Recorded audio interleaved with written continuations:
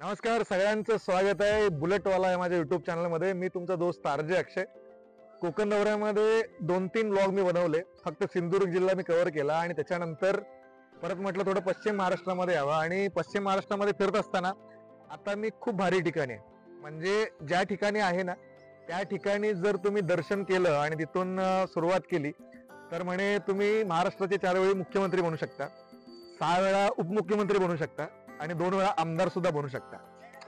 तुम्हाला प्रश्न पडला असेल की अक्षय आज असं राजकारणी का बोलतोय, तर ऍक्च्युली आज मी आहे मुक्काम पोस्ट काटेवाडी, तालुका बारामती, जिल्हा पुणे. तर हे जे गाव आहे मुक्काम पोस्ट काटेवाडी, हे माननीय आपले महाराष्ट्राचे माजी मुख्यमंत्री शरदचंद्रजी पवार साहेब आणि सध्याचे महाराष्ट्राचे उपमुख्यमंत्री माननीय अजितदादा पवार आणि रोहित पवार यांचं हे गाव आहे.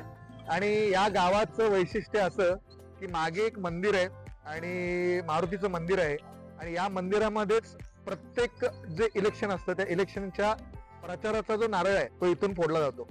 म्हणजे या मंदिरामध्ये जर तुम्ही नारळ फोडलात तर तुमचं जे काही भविष्य आहे ते उज्ज्वल आहे. तर तेच करण्यासाठी मी पण सध्या इथं आलोय आणि माझ्या सुद्धा चॅनलची सुरुवात आणि माझ्या या युट्यूब वरल्या करिअरची सुरुवात याच मंदिरातून आता मी करायला निघणार आहे. सो अख्खं गाव जे काठेवाडी आहे ते मी पूर्णपणे दाखवणार आहे. या गावातली डेव्हलपमेंट खूप भारी आहे, खूप छान गाव आहे, मंदिरं पण इथली खूप छान आहेत, इथले लोक पण खूप भारी आहेत. तर ओव्हरऑल मग मजा करण्यासाठी राहा कनेक्ट माझ्यासोबत, पूर्ण गाव तुम्हाला दाखवतो. चला मग बुलेट चालू करूया. तर सध्या मी मंदिरामध्ये जात आहे. हनुमानाचं हे मंदिर आहे आणि खूप फेमस, मी जे तुम्हाला सांगितलं की खूप जागृत आहे आणि सगळ्या आपल्या मनोकामना पूर्ण होतात. तर मी पण माझ्या मनोकामना आता मी इकडे मागणारच आहे आणि आतलं मंदिर कसं आहे ना ते दाखवण्यासाठी चला माझ्यासोबत.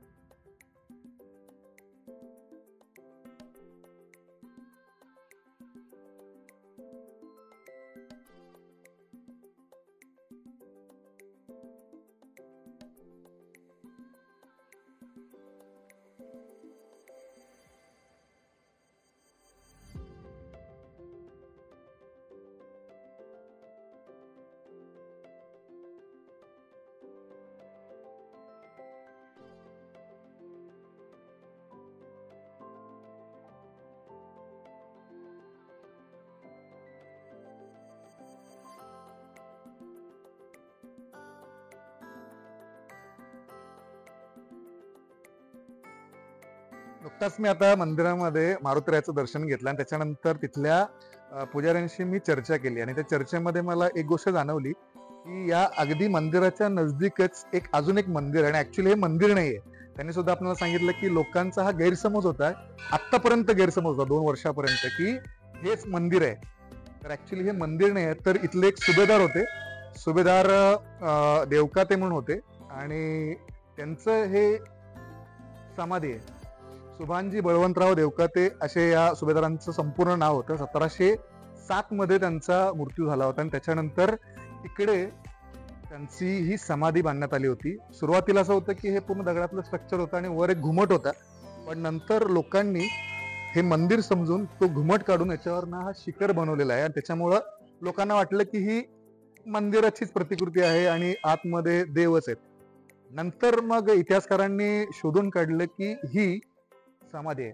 सुभेदार सुभानजी बळवंतराव देवकाते त्यांचं हे समाधीचं स्थळ आहे, जे अगदी मंदिराच्या साईडलाच आहे.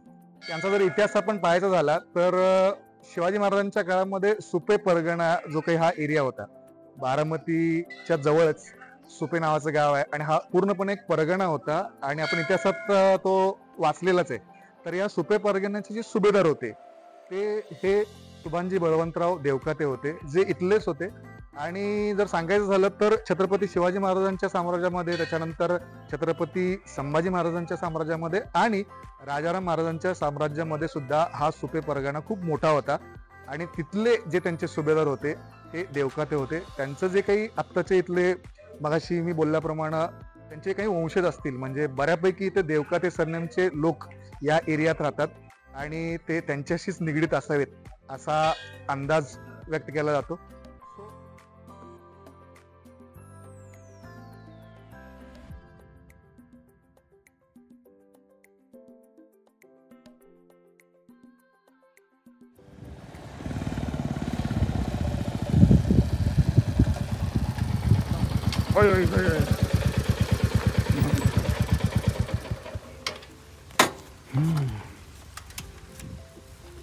आता मी तिकडे कनेरीच्या मारुतीरायाच्या मंदिरातून इकडे आतमध्ये काठेवाडी गावात येत होतो आणि रस्त्यावरून येत असताना ना मस्त इथं मला खूप सारी शेती दिसली. आणि हा पश्चिम महाराष्ट्रातला असा एरिया आहे की इकडे हा पूर्णपणे शुगर बेल्ट आहे. म्हणजे इथली जी शेती आहे ती प्रामुख्याने या शेतीमध्ये ऊसाचं पीक घेतलं जातं. त्याच्यामुळं हा भाग पूर्णपणे सदन आहे. आणि इथले जे राज्यकर्ते लोक आहेत त्यांनी हा जो भाग इतका डेव्हलप करून ठेवलाय, कारण इथे जवळ भवानीनगर साखर कारखाना आहे, बरेच अजून साखर कारखाने आहेत. मला इतके जास्त माहिती नाही आहे, पण इथले जे लोकल लोक आहेत ते आपल्याला इथली माहिती ना खूप चांगल्याने देऊ शकतात. त्याच्यामुळेच रस्त्यावरून जाताना मस्त शेतामध्ये इथली काही मंडळी आहेत आणि ती शेतकरी मंडळी निवांत बसली होती झाडाखाली. मला पण थोडं ऊन लागत होतं, त्याच्यामुळे म्हटलं की थोडं आपण ना यांच्यासोबत गुप्तगू करू. सो मी इथं आलेलो आहे. सगळ्यात पहिले यांचा आपण परिचय करून घेऊया. दादा तुमचं नाव सांगा ना मला. विजय देवकाते. तुम्ही काय करता, म्हणजे ही पूर्ण शेती तुमची? शेती करतो. आणि काय म्हणजे हा ऊस जो आता ही म्हणजे लागवड आहे, लावण आहे? लागवड आहे. लागण आहे सर. आता लावण आहे. आता लागण. तुमचं दादा नाव काय? महेश मासा. महेश मासाळ सर. आणि तुमचं पण शेत इथंच आहे? तुम्ही काय लावलंय? काय नाही, हेच आपलं ऊस आहे. मला ना एक गोष्ट तुम्हाला विचारायची आहे. मोस्टली कारखानदार जे आहेत आणि शेतकऱ्यांचं रिलेशन ना महाराष्ट्रामध्ये नेहमीच वाकडं राहिलेलं आहे. मी आहे कोल्हापूरचा. आमच्याकडे अगदी माझ्या घराजवळच राजू शेट्टी साहेबांचं घर आहे आणि ते नेहमी ना शेतकऱ्यांचा मुद्दा उचलून धरतात. आणि तर असं काय आहे, म्हणजे कारखानदार आणि शेतकऱ्याचं जे रिलेशन आहे ते असं काय आहे? तुमच्या पण बोलण्यामध्ये जाणवते मला. रिलेशन होय. रिलेशन आता तुम्हाला सगळं माहितीच आहे यातला विषय. नाही, आम्हाला वरवरच माहिती आहे, कारण मी स्वतः शेतकरी नाहीये. त्याच्यामुळे आतलं दुःख काय नाही तुम्ही सांगू शकता चांगलं. दुःख तर लय शेतकऱ्याला आहे. काय? आता सरकारला माहिती, सगळ्याला माहिती, बोलून दावून काय सांगितलं त्यांना काय पाजर फुटत नाही. काय काठेवाडीला एंटर करतानाच ना शेतामध्ये मला अजून काही शेतकरी मिळाले आणि त्यांच्याशी बोलताना ना खूप चांगले पॉइंट्स ते कव्हर करत होते. तर म्हटलं की यांना आपण आपल्या व्लॉग मध्ये इन्व्हॉल्व करून घेणं खूप गरजेचं आहे. माझ्यासोबत ना इथले प्रॉपर 2 शेतकरी आहेत. सर तुमचं नाव सांगा मला. विकास देवकाते. विकास देवकाते सर. आणि तुम्ही काय करता? शेतीच करता पूर्णपणे? जॉब होता. हा. आता सध्या शेती करतो. कुठे जॉब करायचा आधी? MIDC आमच्या इथे पियाजो कंपनीत करतो. बारामती MIDC मध्ये पियाजो नावाची कंपनी आहे. आणि त्याच्यामध्ये तुम्ही काय काम करायचं? म्हणजे मेकॅनिकल होतो. मेकॅनिकल होता. मग मध्येच असं सोडलात का मग जॉब आणि पूर्णपणे शेतकरी? ब्रेक घेतला. ब्रेक घेतलाय? कंपनीने ब्रेक दिला. कंपनीनं ब्रेक दिलाय? हा. असं असतं का प्रायव्हेट हो, कंपनी असतं. ब्रेक देतात डायरेक्ट? असतं. मग तर लय वाईट अवस्था आहे. हो, वाईट म्हणजे काय, ते टेम्पररी होतो आम्ही. टेम्पररी होता. आणि मगाशी मी तुमच्याशी बोलताना तुम्ही बऱ्याच पॉइंट हायलाइट करत होतात की शेतकऱ्यांची सध्याची महाराष्ट्रातली परिस्थिती थोडी बिकट आहे. कुठलंही सरकार आलं तरी शेतकऱ्यांचा प्रश्न हा नेहमी तसाच राहिला जातो. तसाच राहिला. तुमचं काय मत आहे याच्याबद्दल ना? तुमचं जेन्युइन मत मला हवंय. शेतकऱ्याला कोणच वाले नाही. नाहीये? नाही. ज्यावेळेस 5-10 वर्षापूर्वी पेट्रोल होतं 50-60 रुपये, हा. त्यावेळेस ऊसाला भाव होता 2600-2700 रुपये. अच्छा. आज जवळजवळ 24-25 साल चालू आहे. हा. आता पण 28 रुपये, उलट डबल व्हाय पाहिजे बरोबर या वर्षात. परंतु आता सध्या तेवढाच आहे. गावाला तसंच आहे. सगळ्याच बाबतीत शेतकऱ्याला. आणि मटेरियल वाढले. 500ची पिशवी झाली 1400-1500 रुपयाला, परंतु ऊसाला रेट तेवढाच. सध्या 2800 रेट चालू आहे. हो. आणि महागाई अशी झाली की शेतकऱ्याचा काय मेळ बसत नाही खर्चाचा. ती खर्च 10 रुपये असलं म्हणजे 20 रुपये येणं करून बसतो. इकडे मग तुम्हाला पीक कर्ज वगैरे आपलं अवेलेबल आहे? कर्ज वाढत चाललंय. हम्म. कर्ज फिटत नाही त्यामुळे शेतकऱ्याला दुसरा पर्याय आत्महत्या. पण आपल्या एरियामध्ये अशी परिस्थिती नाही आहे पश्चिम महाराष्ट्रामध्ये. हो आहे ना. आहे? उत्पन्नच एक तर कमी झालंय ना. मटेरियलचा खर्च वाढला, महागाई वाढली. हा तर तेवढं दर तेवढाच उलट रिवर्स आहे त्या किमतीने आताच्या 2025च्या मानाने. हे ना शेतकऱ्याचं दुःख आहे. म्हणजे तुम्ही पश्चिम महाराष्ट्रातले असा, विदर्भातले असा किंवा मग मराठवाड्यातले असा, सगळे शेतकरी सध्या चिंतेत आहेत. इकडे सुद्धा सर आहेत. तुमचं सर नाव काय? आबा पाटील. तुम्ही पण शेतकरी आहात आणि तुमच्या शेतामध्ये काय आहे? ऊस ऊसच आहे. जास्त सेम करून ऊस. सिच्युएशन आहे ते जे सांगतात. हा हा का एकदम तुमचा खरं आहे. एक्सपिरियन्स काय वेगळा आहे? आमचा एक्सपिरियन्स असाच आहे. मी पण बरेच दिवस झाले 20 वर्ष शेतीतच आहे. असंच आहे, तो म्हणला तसंच आहे. पहिला जे दर हे होते ऊसाचे तेवढेच आता पण आहेत. थोडा फार कमी जास्त आहेत. पण बाकी सगळेच औषध, बी बियाणं, खत सगळ्याच गोष्टी वाढलेल्या आहेत. कुठे कमी पडताय? मग शेतकऱ्यांची एकजूट नेहमी आपल्याला पाहायला मिळते. नाही ना, मग आपण शेतकऱ्याची कुठे तर कमी पडतो? एकजूट नाही ना. नाहीये शेतकऱ्याची एकजूट नाही ना एकजूट. कुठं आहे शेतकऱ्याची एकजूट? किंवा शेतकऱ्यांची- शेतकऱ्यांचा कोणी नेता नेहमी मी नेता. पाहतो, ते नेते सुद्धा तुमची बाजू लावून धरतात सरकार पुढे, पण काय होत नाही. याच्यामध्ये प्रॉब्लेम कुठे दिसतोय तुम्हाला? आता काय ते त्यांनाच माहिती काय प्रॉब्लेम कुठं आहेत ते. नाही पण तुम्ही तर शेतकरी आहे ना, हम्म. तुम्हाला माहिती पाहिजे ना किती कुठं प्रॉब्लेम होतो. तुम्ही अनालिसिस काय केलंय?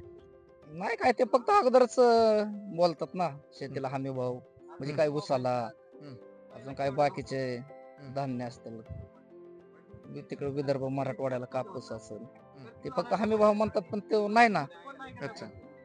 अजून तर नाही हे केलेलं. फक्त म्हणतात आता कर्जमाफी म्हणल्यात, आता बघूया. कर्जमाफी तरी झाली तरी भरपूर झालं म्हणायचं. इथे ना मला खूप सारे प्रगत शेतकरी आणि जे युवा शेतकरी आहेत ते मला भेटतात. म्हणजे मोस्टली आताची जी महाराष्ट्रातली कंडिशन आहे, खूप सारे यंगस्टर्स आहेत जे शेतीकडे वळालेले आहेत. कारण बेरोजगारी इतकी वाढली आहे की त्यासाठी स्वतःचा बिझनेस किंवा मग शेती बघणं प्रामुख्यानं महाराष्ट्रामध्ये दिसतंय. आणि या भागातले जे यंग शेतकरी आहेत त्यांचे प्रॉब्लेम्स खूप वेगळे आहेत. कारण त्यांना सगळं समजतं, त्यांना कोणी असं उल्लू बनवू शकत नाही, कारण ते शिकलेले आहेत. आणि असेच एक प्रगत शेतकरी आहेत. सर तुमचं नाव सांगा मला. प्रशांत देवकाते. प्रशांत देवकाते सर. आणि आता तुमचे मित्र पण मी आता भेटलो त्यांना, त्यांचे प्रॉब्लेम्स त्यांनी सांगितलेच. तुम्हाला काय वाटतं की शेतकऱ्याचा सध्याचा जो प्रश्न आहे महाराष्ट्रातला तो काय आहे आणि का सॉल्व्ह होत नाही त्या गोष्टी? मेन म्हणजे शेतकऱ्यांची बाजू मांडणारा नेता पण नाही कोण, महत्वाची गोष्ट. आणि शेतकऱ्याला कुठली गोष्ट पिकवली तर त्याच्यातून मिळणारं उत्पन्न, येणाऱ्या नैसर्गिक अडचणी, खतांच्या अडचणी आणि जी शेतीसाठी लागणारा खर्च आहे प्लस घराचा खर्च, शेतकऱ्यांनी एवढं सगळं भागवायचं, ते वर्षाचं आर्थिक नियोजन ही शेतकऱ्याचं झालं. सगळ्या गोष्टी महाग होत चालल्यात. शेतीच्या उत्पन्नातल्या कुठल्या गोष्टी, कांदा थोडा वाढला की लगेच सरकार आयात करते. कांदा वाढला सरकार आयात करतं, टमाटा वाढला सरकार आयात करतं, बरोबर आहे. सगळ्या गोष्टी सरकार आयात करतं.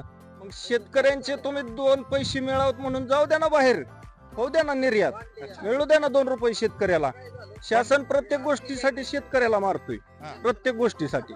मग शासनाने असं काय शेतकऱ्यांसाठी केलंय? 1,500 रुपये तुम्ही लाडक्या बहिणीला दिलं, ठीक आहे, पण ही सगळा जी खर्च होतोय, आज आम्ही शेतकरी प्रत्येक गोष्टीसाठी जीएसटी, शेतकऱ्याला आज जीएसटी कुठल्या मालाला मिळतो तुम्ही मला दाखवून द्या. तुम्हाला कुठला टॅक्स पण नाही ना, पण मग तुमच्या कुठल्या शेती म्हणजे मालावर आम्ही माल घेतलं तर माझ्याकडे पावती आहे तर त्याला टॅक्स बसतो. असं कसं? शेतीला आम्ही औषधं खरेदी करतो त्याला आम्हाला जीएसटी मोजावा लागतो. त्या गोष्टीवर तुम्हाला tax पण- मग त्याच्यासाठी आम्हाला मोजावं लागतोय का नाही? मग शेतकरी पिकावतोय, बरोबर. मग ती पिकवण्यासाठी त्याला जी काय खर्च लागतोय ते त्याच्या मानाने तर त्याला किंमत मिळली पाहिजे का नाही? मग आता हे तुमचे जे प्रश्न आहेत, तुमचे प्रश्न ना आतापर्यंत कुठलं सरकार किंवा कुठला तुमचा जो लीडर असतो तो सोडवू शकलेला नाही, असं प्रत्येक शेतकऱ्याचं दुःख आहे. तुम्ही आता शिकलेले आहात, तर तुम्हाला असं काय वाटतं की कुठं चुकतंय मग शेतकऱ्यांचं, की शेतकऱ्यांची एकजूट कमी पडतीये किंवा शेतकऱ्यांना असं तुमच्यातलं कोणी लीडर मिळत नाहीये किंवा तुमचा आवाज कुठेतरी दाबला जातोय, असं काय तुम्हाला वाटतंय? आता ह्याच्यात कसं आहे माहितीये का, शेतकऱ्याला स्वतःचा संघर्ष आणि जीवनाशी स्वतःला झगडावं लागतं. आता हे तर राजकीय नेता जरी उतरला तरी ती किती दिवस शेतकऱ्यांची बाजू धरणार आहे. शेवटी एखादं पद मिळलं तर तो पण तिकडे जाणार आहे. आज जसं बघतोय आपण प्रत्येक गोष्टीसाठी म्हणजे की आपले जे सत्ता बदल झाला त्याच्यामध्ये किती नेते गेले. तसंच आमचा एखादा नेता असला तरी तो पण उद्या जायला बसलाय. म्हणजे नेत्याची गरज नाही ह्याच्यात. फक्त विषय काय की तुम्ही शेतकऱ्यांसाठी जी काय शेतकरी करतोय त्याला जे काय उत्पन्न खर्च लागतोय आणि त्यातून त्याला जे काय उत्पन्न मिळणार आहे 2 रुपये ते हक्काने त्याला द्या ना तुम्ही. आज जर शेती मला सांगा तुम्ही ऑर्गॅनिक करा म्हणतोय शासन. ऑर्गॅनिक साठी खर्च लागतोय, मजूर लागतोय. आज मजूर भेटत नाही, 300 रुपये बाय हजरी मागतोय. जर आज एक शेत ना असं खुरपण करायची म्हणलं 1 एकराला आम्हाला 10 ते 12 हजार रुपये खर्च येतो खुरपण करायची म्हणलं तरी. मग आज जर शेतकऱ्याला एवढा खर्च येत असेल तर त्याने आणायचं कुठनं. आणि पिकवल्यानंतर आता मी ती रुपयाला कधी जाती, कोथंबीर कधी फेकून द्यावा लागते. म्हणजे एवढी परिस्थिती आहे. मग त्याचा उत्पन्न खर्च कसा शेतकऱ्यांनी भागवायचा. सगळ्या गोष्टी बघितल्या पाहिजेत ना. खूप कठीण प्रश्न आहेत हे. माझ्याकडे पण याची उत्तर नाही आहेत. नाही म्हणजे कुठलीही गोष्ट जरी असेल ना तरी शेतकऱ्याला हक्काने मिळावं ना ह्यासाठी सरकारने, भले मी म्हणतो सरकारने काय नाही ना केलं, काही ज्या गोष्टी लागतात त्या जरी नाही आयात केला, मिळू द्या ना. महाराष्ट्रातल्या शेतकऱ्यांना 2 रुपये मिळतात ना. किती दिवस मिळतात? 4 दिवस, 8 दिवस, 4 महिने, 6 महिने. परत दुसरा माल येतोयच ना तोपर्यंत. कळ काढा ना. मग तुम्ही काय करताय, लगेच आयात करताय. म्हणजे त्याचा रेट पाडून आपल्या महाराष्ट्रातल्या शेतकऱ्याला मिळणारं उत्पन्न तुम्ही कमी करताय ना म्हणायचं. मग तुम्ही बाहेरून आयात करता ती काय फुकट येत नाही. त्याला बी तुम्हाला रक्कम मोजावंच लागते. मग त्या रकमेत शेतकऱ्यांचं गेलं तर काय बिघाडते. मिळू द्या ना 2 रुपये. 4 महिने 2 महिने मिळतील शेतकऱ्याला. आणि शेतकऱ्याने जर शेती करायचं बंद केलं मग तुम्ही काय करता. मग तर अवघडच प्रश्न आहे तो डायरेक्ट.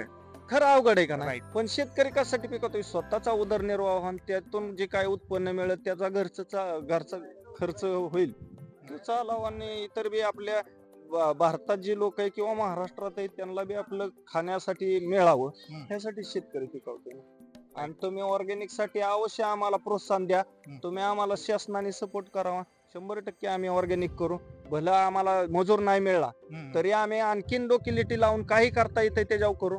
पण शासनाने तसा आम्हाला पण सपोर्ट केला पाहिजे. नाही तर आम्ही पिकवायचो ऑर्गॅनिक आणि आम्हाला मागायची 1 रुपयाने मेथी म्हणल्यावर आम्ही कसे देईल. मग तर ते पॉसिबलच नाही, कारण खर्च पण जास्त आहे मग आणि त्याच्या टेक्निक्स पण वेगळ्या आहेत ऑर्गॅनिकच्या.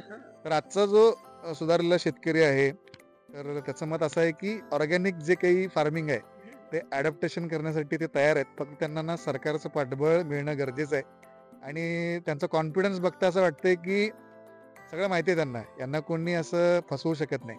त्याच्यामुळं इथून पुढे येणारे जे काही राजकारणी असतील, सरकार असतील, नक्की शेतकऱ्यांच्यावर नक्की चांगल्याने लक्ष द्या. आणि शेतकरी हा देशाचा पोशिंदा म्हटला जातो, पण त्याची जर अवस्था अशी असेल तर मग अवघड आहे.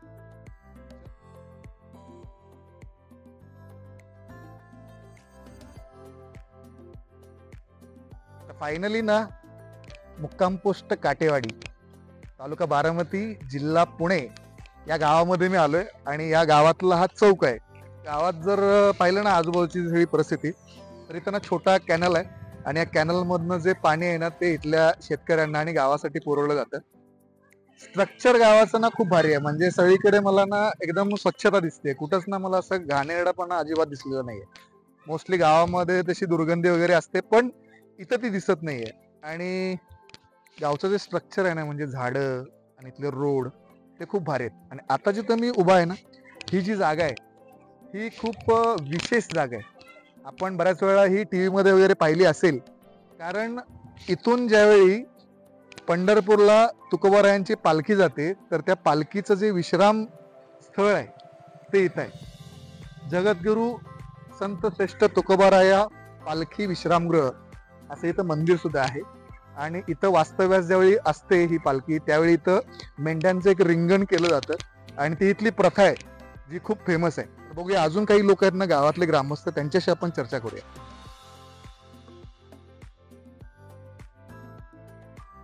मुक्काम पोस्ट काटेवाडीमध्ये मी आलेलो आहे. आणि ज्या पद्धतीने मी तुम्हाला सांगितलं की इकडे तुकोबारायांची पालखीचं हे विश्रामगृह आहे आणि तिथं बरेच इथली ज्येष्ठ मंडळी गावातली बसलेली होती. त्यांच्याशी मी म्हटलं की थोडं इंटरॅक्शन करू.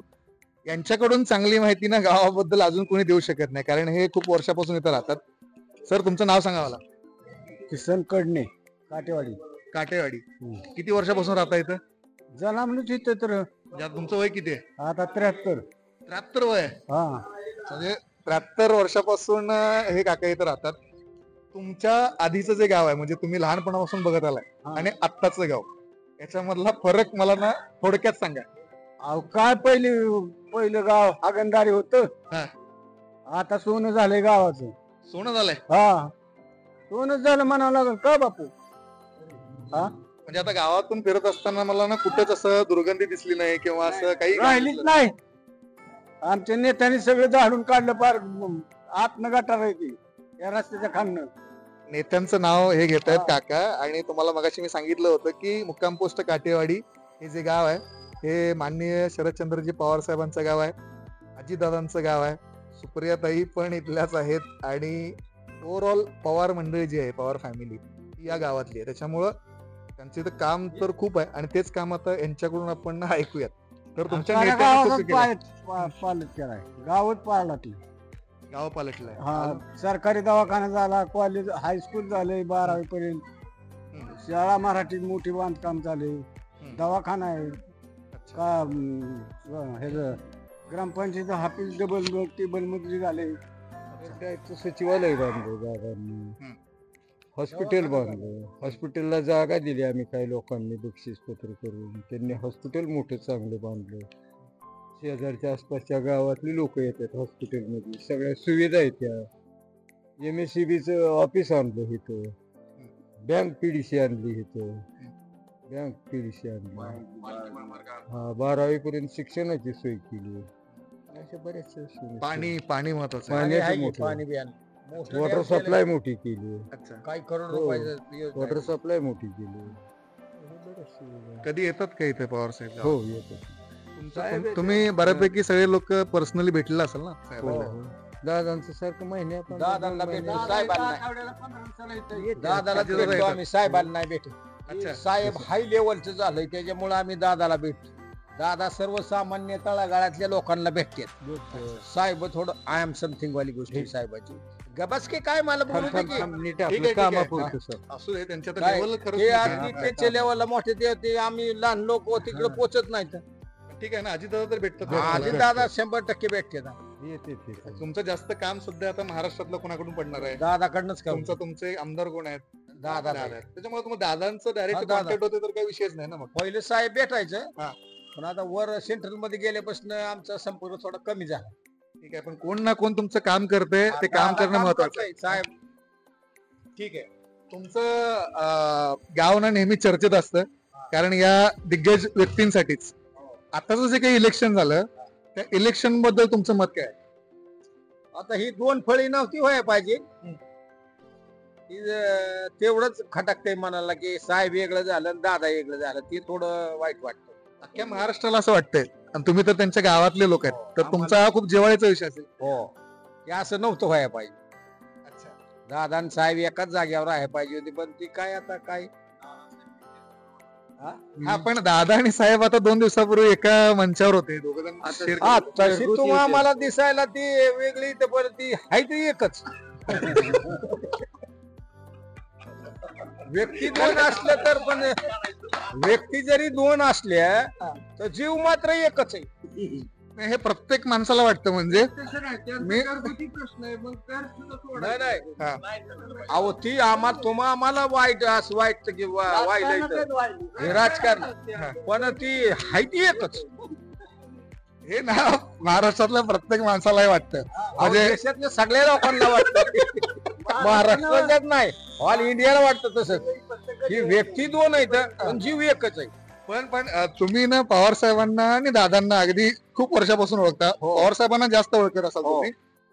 पवार साहेब म्हणजे असं त्यांचं जे काही धोरण असतं किंवा त्यांच्या जे काही क्लुप्त्या असतात कुणाला समजत नाही. हे पवार साहेबांचं कसं आता हितनं म्हणलं का ना दिल्लीला जात्यात, हा. हे मनात बसतं, सोड भरोसाच नसतो की बाबा जातोय कुठे. हे कुणालाच माहिती नसतं. गावातल्या लोकांना पण काही आयडिया नाही. कुणालाच नाही. अच्छा. गावातल्या लोकांनाच काय, पण त्यांच्या घरातल्या कुटुंबाला सुद्धा माहित नाही की ही पूरबला जातोय का पश्चिमेला जातोय हे कुणालाच सांगता येत नाही. तुमच्यापैकी त्यांच्यासोबत शिकलेले किंवा त्यांच्या शाळेतले कोणी वर्गमित्र असतील ना पवार साहेबांचे? वर्गमित्र तर नाही ते आमच्या पासून लय ज्येष्ठ आहेत. अजितदादांचे असतील. हा. अजितदादांचा तुमचा संपर्क हा असेल. आमचा संपर्क आहे. मला सांगा दादा, म्हणजे मी आता ना माझ्यासारखे जे यंगस्टर आहेत आत्ताचे, आम्हाला ना दादा खूप भारी वाटतो. म्हणजे त्यांचं राजकीय धोरण काय आहे त्याच्यामध्ये मी नाही पडत, पण मला असं पर्सनली वाटतं की ना महाराष्ट्राचे मुख्यमंत्री दादासारखा माणूस असला पाहिजे. कारण एकदम कुशाग्र माणूस आहे, सरकारवर त्याची पकड आहे आणि खूप चांगला प्रशासक आहे. तुमच्या गावचे दादा आहेत, तुमचा संपर्क पण आता ना दादांशी जास्त आहे असं तुम्ही म्हणताय. पण हेडमास्टर साहेब आहेत ना त्यांचे. दादा चांगलाच आहे पण हेडमास्टर साहेब आहेत. तुम्ही ज्यावेळी लहानपणी दादांना बघितलं काय, म्हणजे त्यांच्या कॉलेजच्या दुनियेतलं किंवा शाळेतल्या याच्यात कधी भेटले होते तुम्ही? आता आम्ही सगळंच शाळेत होतो. दादा पुढं होतं 1-2 वर्गाने ना आम्ही माग होतो. राजदूत घेऊन येत होत दादा दादा. हा. आता इमानाने चालतात. लेक्सस पण आहे दादांकडे. लक लक पाहिजे हो. काय बोललं कसं काय आलं प्रयत्न बी पाहिजे ना. ते काय काय नाही माग आव खोरं टाकायचं मागण राजदूत घेऊन दार मोडायला जायचं दादा. आणि कुठं काय तिचे पेट्रोल संपलं तर धक्का मारत आणायची लोक. सगळं त्यांच्या अंगावर पडलं. कारखान्याला डायरेक्टर झाले, छत्रपतीला पीडीसी चेअरमन झाले. पहिल्यापासून ती यंग असल्यापासून ती काम लोकांची सारखी खालच्या क्षेत्रापासून पुढे गेलो दादा, असं झालं त्यांचं. काय नव्हतं तरी ते एक जण आमच्या गावातला आजारी होतं. म्हणलं त्या डॉक्टरला म्हणला काय तुझे हाय का डिस्पेन्सरी मध्ये गव्हर्नमेंटने दिलेलं ते वापर, कशाला पैसे लावतोय. हेच बसला या ते माणूस. अच्छा, कुठे गेला? डायरेक्ट तडकीफड काम नाही. तेव्हा दादा कोणीच नव्हतं. त्यावेळेस दादा म्हणलं पहिल्यापासून डेसू माणूस. त्यांच्या वडिलागत स्वभाव आहे. साहेबांचे कसं नसेल होत काम तर नाही म्हणून सांग. होत असलं लगेच करणार, नसलं होत तर म्हणलं हे बाबा होत नाही. दादा त्यांच्या वडिलावर गेलेत मला. हा वडील बी असं देशी होत माणूस. नाही देशी बाजू. तुम्हाला आठवत असतील की हो त्यांचं वडील आडावा. त्यांचं पण असं सामाजिक दादा त्यांचं वडील असतं दादा लांब गेला असत. हा त्यांचं वडील लय देशी नाही माणूस. पण आता पण दादा चांगल्याच लेवलला आहे. हाय तर पण आमचं विचार होतं की पंतप्रधानांच्या आसपास पाहिजे होत. पण दादा हा जातील ना नंतर, हा? असंच ते करत राहिले की जातील ना नंतर. आता रामजाने आता काय होतंय पुढं. तुम्हाला वाटतं ते काय मुख्यमंत्री म्हणतील दादा? अहो मुख्यमंत्री तर काय मुख्यमंत्री खिशातलं पद आहे. नाही पण त्यांची आम्ही- खूप महत्वाकांक्षा आहे नाही मुख्यमंत्री बनणे. ती बांधलेच मुख्यमंत्रीच नाही आम्ही. पंतप्रधानाचं स्वप्न बघतोय. मुख्यमंत्री तर खिशात आहे त्याचं काय तवा इकडचं इकडे केलंय पत्ता की होतंय मुख्यमंत्री. आता दादाची दिल्ली दौरे जे अमित शहा साहेबांसोबत किंवा मोदी साहेबांसोबत होतात, मग परत दादा तुम्हाला वाटतं की केंद्रामध्ये जातील? आता भविष्यातलं त्यांच्या मनातलं काय सांगता येतंय हो. लहानपणीचे मित्र राहू तुम्ही. नाही पण आता सगळ्याच गोष्टी सांगू शकत नाहीत ना. पण दादांचं असं नाहीये की पवार साहेबांना आता विमानात बसले आणि कुठं जातील माहिती नाही. दादांचं मात्र माहिती असतं. दादा बोलून दाखवतात मी इकडे चाललोय तिकडं चाललोय. हा. तसं साहेबच नाही. साहेबच भीष्म पितामह सारखं काम. आणि सुप्रियाताईंचं काय सीन आहे? त्यांचं काय म्हणजे येणं होतं इकडे कधी? ती काम पुरते येतात की. अच्छा, हो काम पडले की येतात की. रोहित दादा रोहित दादा नाही ती तिकडे नगर जिल्हा दिला त्यांना. खरं, पण गाव आहे तर मग येत असतील ना नाही, कधीतरी. काय कसं कानाडोळा असतो जरा. आपलं तालुक्यात संपर्क बाकीच्या सगळ्यांचा. आता तुम्हाला काय वाटतं म्हणजे तुमच्या गावामध्ये ना सगळीच डेव्हलपमेंट झाली आहे, हो. म्हणजे ना सगळंच आहे. आता हे मगाशी सांगत होते की सगळ्या गोष्टी आहेत. सगळ्या गोष्टी अजून तुम्हाला काय वाटतं की गावामध्ये ना हे झालं पाहिजे? होणारच काय त्यांच्या डोक्यात बसलं नाही एखादी गोष्ट. नाही आता ज्या गोष्टी आम्ही मागितले तर हम्म. ते सगळ्या गोष्टी दादांनी दिलेत. शिवसृष्टी चालली वर. आणि आता एक शिवसृष्टी अशी चालली की जबरदस्त काम चाललंय बघ. एक ते काम आहे. कण्हेरीला चालली बघा. आता हा, ते मी का येताना बघितलं. नवं काय डेव्हलपमेंट करायलाच जागा नाही. जागा नाहीये. आता नाही ना क्षेत्र राहिलं नाही. क्षेत्र नाही. नाहीतर अजून काय लय आणते नाही. अच्छा, हा भारी आहे म्हणजे तुमचं गाव ना खरंच भारी आहे. म्हणजे अजितदादांनी भारी त्या आणि माणसं- पवार साहेबांनी खरंच गाव खूप भारी केलं आणि इथले लोक ना खूप भारी आहेत. म्हणजे जनरली ना मी जातो ना बऱ्याच गावामध्ये, लोकांशी जेव्हा इंटरॅक्शन करत असतो ना तर इतके उत्स्फूर्तपणे कोणी बोलत नाही जास्त करून, कॅमेरा शाय पर्सन असतात. इथल्या लोकांना ती सवय आहे, मगाशी मी सांगितल्याप्रमाणे, कारण नेहमी मीडियाचा यांच्याशी कॉन्टॅक्ट होत असतो. हे बाहेरची लोकं काय भेटतात जरा. हा भेटतात. ही इंडिपेंडन्स डे हे ह्याच्यामध्ये काय लोकांनी लोकांसाठी चालवलं राज्य काय कुणाला द्यायचंय. बरोबर हे सगळं त्या मारुतीरायाची कृपा आहे बघा. ते साहेबांनी जेव्हा जेव्हा तिथे नाळ पडलाय, आज मला तो का कळतंय असं साहेब कवा हरलंच नाही. तेच म्हणजे या लोकांशी चर्चा करताना एक गोष्ट समजते की हे लोक या नेत्यांच्या पाठीशी भक्कमपणे उभे पण असतात आणि त्यांचं काही चुकलं ना तर परखडपणे डायरेक्ट सांगतात, पण ते भीत नाहीत की नाही इतके मोठे दिग्गज आमच्या गावातले आहेत आणि यांना आपण डायरेक्ट कॅमेरा समोर आणि काय असं त्यांची फक्त प्रशंसाच करू असं नाहीये. जे चुकीचं आहे ना ते परखडपणे ते मांडतात सुद्धा. आणि हीच ना भारताची लोकशाही आहे आणि त्या लोकशाहीवर विश्वास ठेवणारे हे सगळे लोक आहेत. त्याच्यामुळे इतकं हे गाव भारी आहे आणि इथले नेते इतके मोठे झालेत. हे ना या यशाचं गमक आहे ऍक्च्युली. चला मग अजून गाव आपण थोडं एक्सप्लोर करूया. थँक्यू सो मच काका, खूप चांगली माहिती दिली. आणि आजी दादा नेक्स्ट टाइम आले की त्यांना विचारा पंतप्रधानचं काय स्वप्न तुम्हाला पडतायत का? हाय स्वप्न, हा. पण ती अजून थोडा कालावधी लागतोय त्याला. कारण पवार साहेबांचं स्वप्न कम्प्लीट झालं नाही तर किमान आता आपण बघू की दादा करतात की काय स्वप्न आहे. अहो, ते झाला असतं पवार साहेबाचं स्वप्न झालं असतं, पण ते आमच्याच लोकांनी आमच्या साहेबाचं पाय वडलं. लॉबीनीच आमच्या साहेबाचं पाय वडलं, नाही तर ते व्हीपी नरशिवराव झाला का त्यावेळेस साहेबाचा चान्स होता. आणि साहेबाचं थोडं चुकलं की ती ही बाई विदेशी म्हणून अच्छा, तिथं एक नडलं. हा. 2 पॉइंट साहेबाचं थोडं चुकलं नाही, ते साहेबाला तिथं जागा होती. 100%. हा. ठीक आहे, आपण दादांकडून अपेक्षा करूया ही. चलो, थँक्यू सो मच.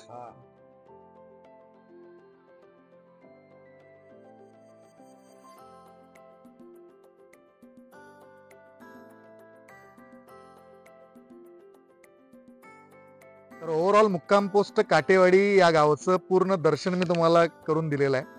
आता मी सध्या होतो अजितदादांच्या फार्म मध्ये, म्हणजे ओव्हरऑल यांचं पूर्ण हे फार्म आहे, याच्यामध्ये गोठा आहे त्यांचा, इथं बंगला आहे, त्यांच्या आई सुद्धा इथं राहतात आणि त्यांच्या विहिरी आहेत. ओव्हरऑल सगळी शेती त्यांची जी आहे ती इथं आहे आणि ते नेहमी इथं येत पण असतात. आज सुद्धा ते इथे येणार आहेत.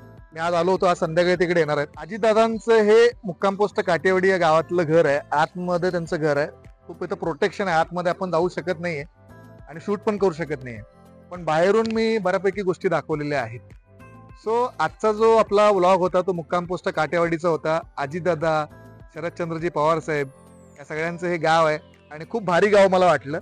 अशी गावं खूप कमी आहेत महाराष्ट्रामध्ये आणि हे जे गाव आहे ते फिरून खूप मजा आली. इथले लोक खूप इंटरॅक्टिव्ह होते, चांगलं संभाषण त्यांनी माझ्यासोबत केलेलं आहे. शेतकऱ्यांचे प्रश्न सुद्धा त्यांनी चांगल्या पद्धतीनं पोट तिडकीनं आपल्या समोर मांडलेले आहेत. तर मजा आली खूप हे गाव फिरून.